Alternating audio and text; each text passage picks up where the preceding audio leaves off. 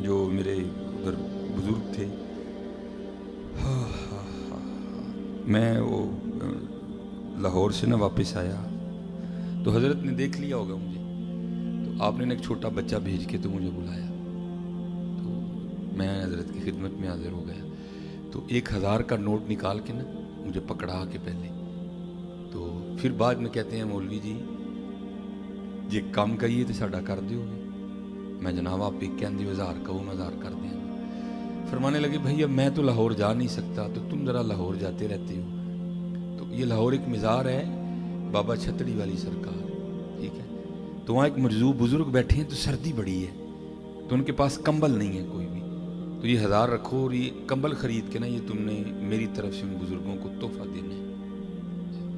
میں نے کہا ٹھیک ہے. اور حضرت یہ نہ سمجھنا کہ ان کا نام ہی بابا چھتڑی والی سرکار تھی، نہیں، ان کا نام محمد تھا، سید بزرگ تھے وہ. لیکن حضرت یہ بھی ایک رنگ ہے. بلے شاہ رحمۃ اللہ تعالی علیہ فرماتے ہیں نا، چل بلیا اتھے چلیے جتھے سارے انے، نہ کو ساڈی ذات پچھانے نہ کو سانو منے. تو جو تو نکل سکتا تھا نا وہ تو نکل گیا، تو جسے نہیں نہ نکلا گیا پھر اس نے اپنا نام ہی بدل دیا. اس قدر فنا تھا، اس قدر حضرت فنا تھی، ہمارا نام لے ہی کوئی نہ، نام ہی بدل دیے ان لوگوں نے حضرت اپنے. ان کا نام بابا چھتڑی والی سرکار نہیں، نام ان کا کچھ اور تھا. تو کیونکہ ہمارا وہ راستہ تھا تو میں نے عرض کی حضور کام ہو جائے گا. خیر ہم لاہور آ گئے. تو آپ کو پتہ ہے حضرت جی 1000 میں نہیں آتا کمبل کوئی بھی، ٹھیک ہے جی. تو لاہور میں ذرا ایک آپشن موجود ہے لنڈے کا کہ وہاں سے بڑی بڑی قیمتی چیزیں بھی جو ہے نا ذرا تھوڑی سستی مل جاتی ہیں. تو ہم پھر چلے گئے. ہم نے وہاں بحث کر کے اپنے خان بھائی سے نا ایک بڑا گرم سا کمبل 800 میں لے لیا، 200 میں نے بچا لیے کہ جب سیالکوٹ واپس جاؤں گا نا تو بابا جی کو جا کے 200 دوں گا تو بڑے خوش ہوں گے. اب جب مدرسے میں کمبل لے آئے نا، بعد میں دل میں خیال آیا یار ایک اللہ کے دوست نے لینا ہے، پتہ نہیں نجاست غلیظ ہے خفیف ہے کیا ہے. ہم نے پھر اس کمبل کو دھویا بھی، 3 پانیوں سے ہم نے اسے پاک کیا. ذرا سردی تھی، سوکھتے تھوڑا ٹائم لگ گیا، تو بس سوکھ گیا. تو ہم لے کے نا اس کو مزار شریف پہ چلے گئے.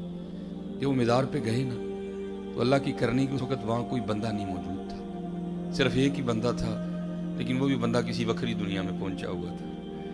اس کی خاموشی میں بھی بڑا روت تھا. تو اتنی ہمت نہیں ہوئی کہ اس سے پوچھوں کہ حضرت آپ ہی مجذوب ہیں، لیکن اس کی خاموشی بھی کہہ رہی تھی کہ ہاں میں ہی مجذوب ہوں. لیکن پھر بھی دل میں خیال آیا نہیں بھائی یہ وسوسہ بھی تو ہو سکتا ہے نا، چلو کسی سے پوچھتے، بندہ ہی کوئی نہ ملے ہمیں. خیر جب کافی وقت گزر گیا نا، مغرب کی نماز کا وقت قریب آ گیا، ہم نے مدرسے پہنچنا تھا. تو پھر میں نے کہا ٹھیک ہے بھائی جو ہے سو ہے. میں نے اس طرح کر کے نا کمبل ان کے کندھوں پہ ڈالا. تو جاگ رہے تھے لیکن بولے نہیں. او بھائی تو کون ہے، یہ کیوں میرے کندھوں پہ تو کمبل دے رہے ہیں؟ نہیں بولے. پھر میں نے کمبل اس طرح بھی کر دیا، وہ پھر بھی نہیں بولے ہے کہ تو کون ہے، کیوں کمبل دے رہا ہے مجھ پہ. لیکن جب میں تسلی کر کے جانے لگا نا تو پھر بابا حرکت میں آیا اور اس نے پیچھے سے میری قمیض پکڑ لی. جب انہوں نے قمیض پکڑی تو میں بھی رک گیا، اور میں نے مڑ کے نا ان کی جانب دیکھا تو پھر مجھے مخاطب کر کے کہتے ہیں مولوی جی کمبل تے دے چلے ہو، جڑا 200 بچیا وہ بھی تے دے کے جاؤ نا. کمبل تے دے چلے ہو، جڑا 200 بچیا وہ بھی تے دے کے جاؤ نا. اوئے ہوئے حضرت اس نے میرے پیروں کے نیچے سے زمین نکال دی. میرا پہلا چٹکا تھا کہ میں نے 11 KV کو ہاتھ ڈالا. اس نے میرے پیروں کے نیچے سے زمین نکال دی. سخت سردی تھی لیکن میرے سارے وجود پہ پسینہ آ گیا. میں گھبرا گیا یار یہ بابا کیا چیز ہے. وہ 130 کلومیٹر کا فاصلہ ہے سیالکوٹ اور لاہور میں، لیکن لاہور میں بیٹھے بھی اسے پتا ہے کہ کمبل کا 1000 دیا گیا ہے. اس کو یہاں بیٹھے بھی پتا ہے کہ کمبل 800 میں خریدا گیا ہے. اس کو یہاں بیٹھے بھی پتا ہے کہ 200 بچ گیا جو اس کی جیب میں ہے.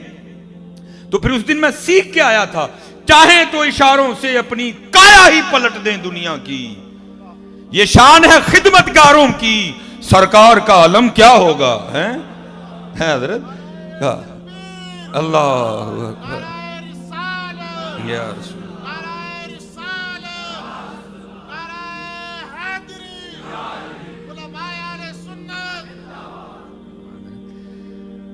ان کو سارا ہی پتہ ہے، لیکن بات حضرت پھر وہی ہے، ہم تو مائل بکرم ہیں، کوئی سائل ہی نہیں. یہ بزرگ فرماتے ہیں کہ جب حضرت غازی علم الدین شہید رحمۃ اللہ تعالی علیہ کو سزا ہو گئی نا تو حضرت بے قرار دلوں کو کہاں چین آ رہا تھا. حضور پیر سید جماعت علی شاہ رحمۃ اللہ تعالی علیہ، حضور پیر میر علی شاہ رحمۃ اللہ تعالی علیہ، ایسے کچھ اور بزرگ آپس میں ملے اور آپس میں بیٹھ کے بات یہ ہوئی کہ بھائی ہم تو لوگوں کو بتاتے ہیں کہ جو شخص بے گناہ کہہ دو، ظالم نہ ہو، مظلوم ہو، تو وہ سورہ یوسف کی تلاوت کرے تو اللہ سورہ یوسف کی تلاوت کی برکت سے رہائی کا اہتمام کر دیں گے، اگر خود نہیں کر سکتا تو کسی سے کروائے۔ تو بات یہ ہوئی کہ پتہ نہیں اب علم الدین رحمۃ اللہ تعالیٰ علیہ ناظرہ پڑھے بھی ہیں کہ نہیں پڑھے، اگر پڑھے بھی ہیں کہ تو کسی قاری سے پڑھا ہے یا کسی عورت سے پڑھا ہے، معروف پڑھے ہیں، مجہول پڑھے ہیں، مخارج ٹھیک ہے کہ نہیں ٹھیک، پر حروف باریک حروف میں فرق کرتے بھی ہیں کہ نہیں کرتے، تو چلو اس طرح کرتے ہیں کہ یہ ڈیوٹی ہم لے لیتے ہیں، روز جا کے نا غازی علم دین شہید رحمۃ اللہ تعالیٰ علیہ کو سورہ یوسف سنائی جائے۔ یہ بزرگ آپس میں صلاح مشورہ کر کے نا آ گئے۔ اب وہ جتنے بزرگ تھے نا ان میں حفظ قرآن فقط حضور امیر ملت پیر سید جماعت علی شاہ رحمۃ اللہ تعالیٰ علیہ تھے۔ وہ آ کے ساری بات جو باہر ہوئی تھی نا آ کے غازی علم الدین شہید رحمۃ اللہ تعالیٰ علیہ کو بھی اسی طرح سنائی گئی۔ علم الدین پتہ نہیں ناظرہ پڑھے ہو نہیں پڑھے، معروف پڑھے ہو مجہول پڑھے ہو، مخارج ٹھیک ہیں نہیں ٹھیک، سو سا قو کا دا و فرق کرتے ہو کہ نہیں کرتے، چلو اس طرح کرو ہم پڑھتے ہیں تو تم سن لو۔ اب جناب حضور امیر ملت پیر سید جماعت علی شاہ رحمۃ اللہ تعالیٰ علیہ نے سورہ یوسف تلاوت کرنی شروع کی۔ ہائے ہائے، سید نے کیا قرآن پڑھا ہوگا، ہیں ہائے ہائے۔ الف لام را تلک آیات الکتاب المبین انا انزلناه قرآنا عربیا لعلکم تعقلون۔ کیا سید نے قرآن پڑھا ہوگا، لیکن یہاں سٹیج پہ علماء بیٹھے ہیں، بندہ جب پڑھ رہا ہو نا حضرت بس تھوڑی سی توجہ ہٹنے کی دیر ہے غلطی ہو جاتی کوئی نہ کوئی، بس بے خودی تاری تھی حضرت پہ، تھوڑی سی توجہ ہٹی تو قبلہ زبر کو زیر پڑ گئے۔ تو غازی علم الدین شہید رحمۃ اللہ تعالیٰ نے ادباً ہاتھ جوڑ کے عرض کیا حضور سید پاک کو، بڑے لوگ کو ڈر لگ رہا ہے لیکن پڑھ آپ کلام الہی رہے ہیں، ذرا توجہ فرمائیں، آپ زبر کو زیر پڑ گئے ہیں،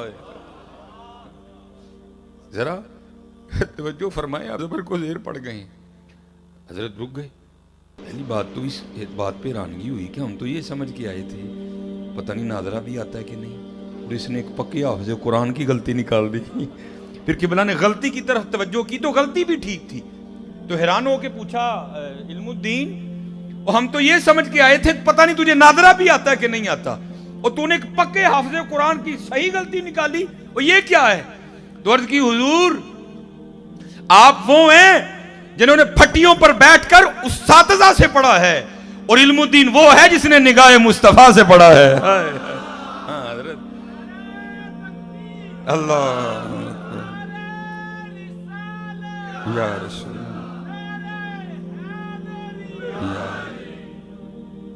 ٹھیک ٹھیک، ہاں حضرت بات پھر وہی ہے، ہم تو مائل و کرم ہیں، کوئی سائل راہ دکھائیں کسے، کوئی راہ روی منزل ہی نہیں۔ حضرت جی اسی تو بازیاں لاندہ نہ عشق رکھ چھڑے ہیں نا، عشق سو کا کام ہے، عشق سو کا کام ہے، ہم نے تو بازیاں لگانے کا نام عشق رکھ دیا نا، عشق بڑا ڈاڈا کام، لیکن حضرت جی کر لو یار، کر لو، وقت بڑی تیزی سے گزر رہا ہے، کر لو۔ اب چلو میں چھوٹا سا اشارہ دے کے پھر واپس آ جاؤں جنہوں نے کیا، یہ بابا صاحب بابا فرید رحمۃ اللہ تعالی آپ فرماتے جب آپ بیعت ہونے کے لیے نا خواجہ معین الدین چشتی اجمیری رحمۃ اللہ تعالی علیہ کی بارگاہ میں گئے تھے، وہ بعد کی بات ہے کہ حضرت نے قطب صاحب کے بعد بھیجا، وہ لکھا ہے کہ بابا صاحب خود فرماتے ہیں کہ جب میں مرید ہونے کے لیے گیا نا تو حضرت خواجہ غریب نواز رحمۃ اللہ تعالی علیہ لکڑی کے خشک تنے کے ساتھ نا ٹیک لگا کے بیٹھے تھے، تو کہتے ہیں جب اللہ والوں کی بارگاہ میں جاؤ تو دلوں کو کنٹرول میں رکھو، یہ دلوں کے جاسوس ہوتے ہیں، کہتے ہیں جب ان کی خدمت میں گیا نا دل میں خیال آیا لے بھائی چنگا ولی لکڑ نہ ٹیک لائے تو لکڑ خشک رہے، کہتے ہیں حضرت نے میرا وسوسہ پکڑ لیا اور آپ نے نا درخت پہ نظر فرمائی تو وہ درخت سرسبز و شاداب ہو گئے، टानियाँ निकल आई, फल पड़ गया। कहते हैं फिर नज़र डाली, खुश्क हो गई। आपने 2-3 बार इस तरह किया। तो कहते हैं करने के बाद फिर मुझे मुखातिब करके कहते हैं, फरीद वो फकीरी करना है कि अल्लाह ना लड़ाई लेना है? फकीरी करना है या अल्लाह ना लड़ाई लेना है? कहते हैं मैंने अर्ज़ की हुजूर क्या हुआ? फरमाया जो दी मर्जी है खुशक रवे तो तू जरूर है हरा करना है। ये फकीरी हज़रत को बच्चों का खेल तो नहीं है ना। औखी काट फकीरी वाली चढ़ सूली ते बहना पाई जो थी अपनी मर्जी नहीं, मर्जी शहनशाह की चलती है। फकीरी नाम है अपनी मर्जी के ख़त्म कर देने का। कहते हैं हजरत ने फरमाया जा दिल्ली कुतुब के पास तेरी खबर ले। फरमाते हैं मैं दिल्ली आ गया। अब कुतुब साहब से मुलाकात तो नहीं थी ना, तो कहते मैंने वहाँ के लोगों से पूछा भाई यहाँ कोई कुतुबुद्दीन साहब रहते हैं? तो हजरत की उम्र कम थी उस वक्त, जवानी थी बिल्कुल कुतुब साहब की, और बच्चे खेल रहे थे और हजरत बैठे उनका खेल देख रहे थे। तो किसी ने इशारा करके कहा भाई ये हैं कुतुब साहब। तो बाबा साहब फरमाते हैं चला लेकिन दिल में फिर वसवसा, ले भाई पीर ते मिलिया लेकिन मिलिया मुंडा, पीर ते मिलिया लेकिन मिलिया मुंडा। फरमाते जब मैं करीब गया ना तो मुझे आपने खड़ा किया और अपने हुजरे में चले गए। कहते जब बाहर आए ना तो दाढ़ी सफ़ेद थी और बूढ़े हो चुके थे, और मुझे मुखातिब करके कहते हैं फरीद हूँ तेरा पीर हो जावा कि नहीं होया? बाबा साहब कहते हैं कि मैं कदमों में गिर गया। मैंने कहा हुजूर माफ़ी दे दे। फरमाने लगे ओ फरीद तो तुझे दुकानदार से क्या लगे, तुझे तो सौदे से कर्ज होनी चाहिए। हाँ सौदा ना मिलेगा तो फिर तू गिला करना, तुझे जवानियाँ बुढ़ापे से क्या लगे। बहरहाल बातें तो बहुत हैं। फिर आप फरमाते हैं कि हज़रत ने मुझे सैर व सियाहत का हुक्म दिया। कहते मैं एक शहर में पहुंचा, क्योंकि हुक्म ये है सूफिया का कि तुम जिस शहर में भी जाओ ना पहले जाके पूछो यहाँ कोई अल्लाह वाला है, अगर है तो उसकी ज़ियारत करो, अगर नहीं तो फिर पूछो यहाँ किसी अल्लाह वाले का मज़ार है, हाँ है तो फिर वहाँ जाके सलाम पेश करो, उसके बाद जो करना है सो करो तुम। तो आप फरमाते मैंने जाते सबसे पहले यही सवाल किया। मैंने कहा भाई यहाँ कोई मर्द है कोई है? तो लोगों ने कहा भाई यहाँ तो नहीं है, ये जो सामने आप पहाड़ देख रहे हैं इसके ऊपर एक गार है, वहाँ एक मर्द है, ज़रा मुशक्क़त है जाओ। बाबा साहब फरमाते मैंने बड़ी मुशक्क़त उठाई और मैं गया पहाड़। अब फरमाते जब गार के मुंह पे पहुंचा ना तो वहाँ जाके क्या देखा कि एक टांग है जो घुटने से कटी पड़ी है गार के मुंह पे, और खुश्क हो गई है, गोश्त और पोस्त नहीं कोई भी उसमें, खुश्क बिल्कुल हड्डी पड़ी है। फरमाते मैं बड़ा घबराया भाई ये क्या है। कहते हैं खैर मैं अंदर गया, जाकर हज़रत की कदम बोसी की, जो कुछ पूछना था हज़रत से पूछा, हज़रत ने इनायत फरमाया। कहते जब मैं जाने लगा तो सुन्नत है अपने मेहमान को दरवाजे तक रुखसत करने जाना। कहते जब मैं निकला ना तो हज़रत भी उठे मुझे गार के मुंह तक छोड़ने जाने के लिए। कहते जब हज़रत उठे तो फिर देखा कि हज़रत की भी दाईं टांग कोई नहीं। कहते मेरे दिल में ख्याल आया एक टांग बाहर कटी पड़ी है, हज़रत की भी कोई नहीं, तो कहीं कोई एक ही तो नहीं बात। तो कहते मैंने बड़े अदब से अर्ज़ की हुजूर आपकी भी एक टांग कोई नहीं, एक बाहर कटी पड़ी है, तो कोई मामला एक तो नहीं कहीं। तो कहते रो पड़ी। कहते हैं फरीद मैं यहाँ इबादत कर रहा था, रियाजत कर रहा था कुर्ब पाने के लिए। तो हज़रत जी चेक तो करते हैं ना कहने जोगा है कि नहीं होगा, ये चेक तो किया जाता है ना, फिर बातें बनती हैं, अभी तो नहीं बन जाती हैं।